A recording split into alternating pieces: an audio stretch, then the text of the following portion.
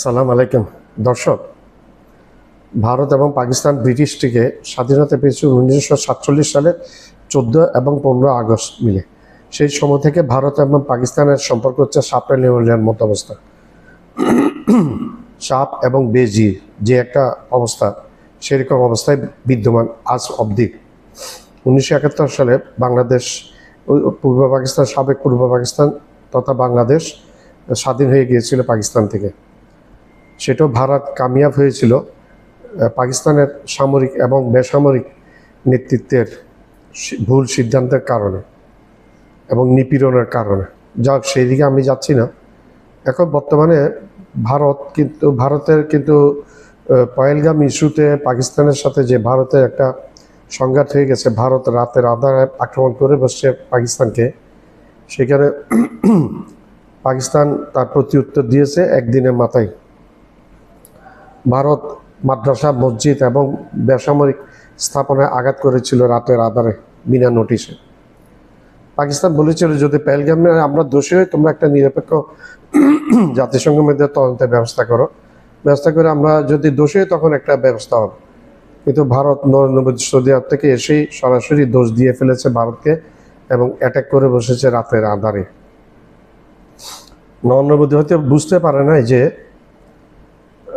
পদ্মগোখরা সাপের লেজে পা দেওয়া পরিণতি কী পরিমাণ ভয়ঙ্কর হতে যায়, সেটা হারে হারে টের পেয়েছে পাকিস্তানকে আক্রমণ করেছে রাতের আধারে ভারত, এবং পাকিস্তানের মসজিদ, মাদ্রাসা এবং বেসামরিক স্থাপনা আঘাত করেছে, ধ্বংস করেছে ভারত। শিশুরা পর্যন্ত রক্ষা পায় না, বেসামরিক লোকজনও মারা গেছে। তার একদিনের মাথায় পাকিস্তান পাল্টা জবাব দিয়েছে এবং এই জবাবে ভারতের অবস্থা পরিণতি একেবারে খারাপ হয়ে গিয়েছে। কেন বলছি আমি সেটা? পাকিস্তান আক্রমণ করেছে ভারতের সামরিক স্থাপনা, বেছে বেছে সামরিক স্থাপনাগুলো ধ্বংস করেছে পাকিস্তান, এবং এত অত্যাধুনিক পদ্ধতিতে এবং অত্যাধুনিক আপগ্রেড মিশনে যেভাবে পাকিস্তান আক্রমণ করেছে, ভারতকে বাধ্য হয়ে ডোনাল্ড ট্রাম্পের সহায়তা নিতে হয়েছে যুদ্ধবিরতির জন্য। ডোনাল্ড ট্রাম্প যুদ্ধবিরতি কার্যকর করেছে দোনো দেশকে, পাকিস্তানের সাথে কথা বলে। যা হোক, তার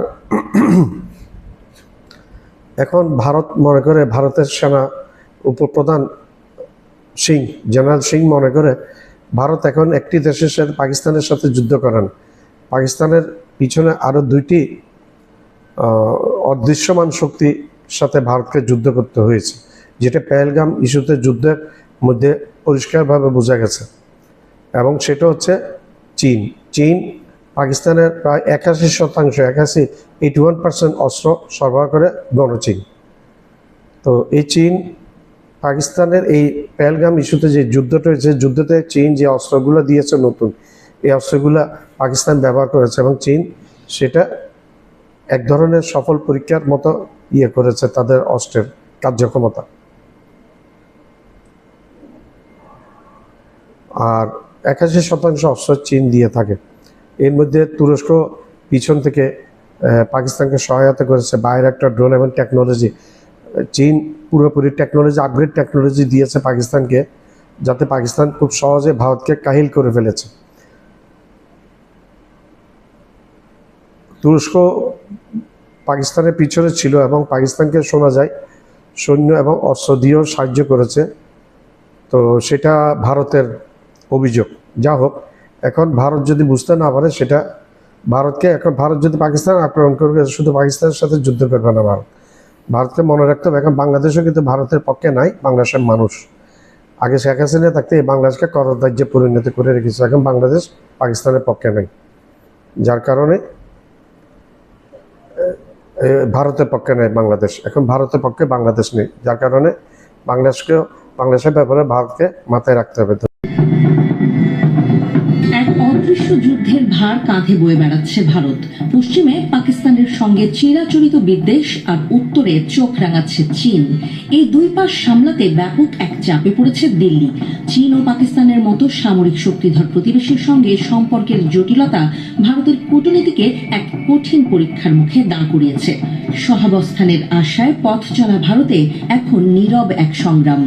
সীমান্তে চলমান সংঘাতের মুখে তাই পাকিস্তান এখন একমাত্র প্রতিপক্ষ নয় বলে জানিয়েছে ভারতীয় সেনাবাহিনী। পাকিস্তানের সঙ্গে ঘনিষ্ঠ সামরিক সম্পর্ক থাকা চীন ও তুরস্ক ভারতের নিরাপত্তার জন্য বড় হুমকি হয়ে দাঁড়িয়েছে বলে ধারণা দেশটির।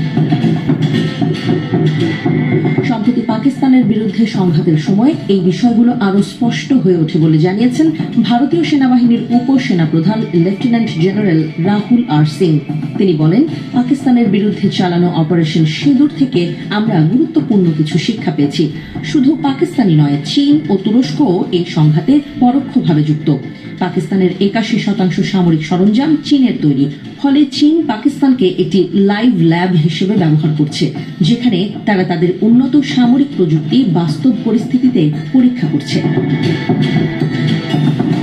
ভারতীয় সেনাবাহিনীর উপসেনাপ্রধান বলেন, পাকিস্তানকে চীন শুধু অস্ত্রই সরবরাহ করছে না, তারা নজরদারি এবং রিয়েল টাইম গোয়েন্দা সহায়তাও দিচ্ছে। এর ফলে চীনের সহায়তায় পাকিস্তান আমাদের গুরুত্বপূর্ণ আপডেটগুলো পাচ্ছিল।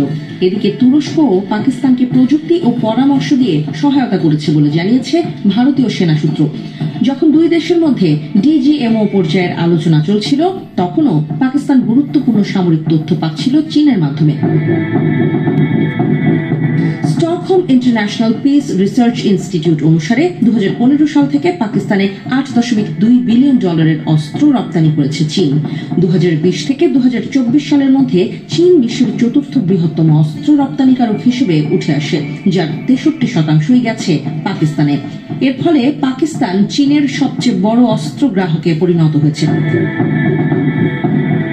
বর্তমানে পাকিস্তানের বিমান বাহিনীর বড় একটি অংশ চীন সহায়তায় তৈরি যুদ্ধ বিমান দিয়ে গঠিত হয়েছে। এতে JF-17 থান্ডার এবং J-10C মাল্টিরোল যুদ্ধ বিমান রয়েছে। এছাড়া শিগগিরই তারা চীনের কাছ থেকে আরো 40টি শেনয়াং J-35 পঞ্চম প্রজন্মের স্টিলথ ফাইটার সংগ্রহ করতে যাচ্ছে। এই যুদ্ধ বিমানগুলো অত্যন্ত গোপন যুদ্ধ ক্ষমতা সম্পন্ন। এবছরে এই বিষয়ে যুক্তরাষ্ট্রের প্রতিরক্ষা গোয়েন্দা সংস্থা জানায়, ভারত চীনকে তার প্রধান প্রতিপক্ষ হিসেবে বিবেচনা করে। এছাড়া পাকিস্তানকে পরিচালনাযোগ্য নিরাপত্তা সমস্যা হিসেবে দেখে ভারত। সহজ ভাষায় বলতে গেলে দমন করা যায় পাকিস্তানকে এমন শত্রু ভাবে ভারত। তবে ভারতের সবচেয়ে বড় মাথা ব্যথার কারণ হলো যুক্তরাষ্ট্র ও রাশিয়ার পরে বিশ্বের তৃতীয় সামরিক শক্তিধর চীন।